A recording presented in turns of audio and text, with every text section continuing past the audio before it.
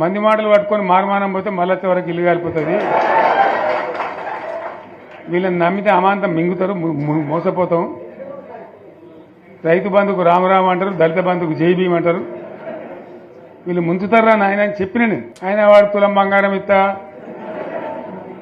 నీకు ఏంటి, నీకు బంగారం వడ్డానం పెడతాను కానీ ఆయనతో నమ్మి ఏమో మీ సంగతి ఎంతో చూద్దామని ఆయనతో వేసారు. వేసింది ఇరుకపోయారు, బాయిలో పడ్డారు, అయిపోయి ఉన్నాయి అన్ని వీక్ అయిపోయి మళ్ళీ మొదటికి వచ్చానా కైలాసం ఆడలో పెద్ద పంపించినట్టు అయింది మళ్ళీ. అంతే కదా, ఎవడో ఏదో చెప్తే నమ్మి ఓట్లేస్తే ఏమైంది అనేది ఒక మంచి గుణపాఠం ఇది తెలంగాణ గ్యారంటీగా. ఆయన పోయిన ఇప్పుడు గంగలు గడిచిపోయింది.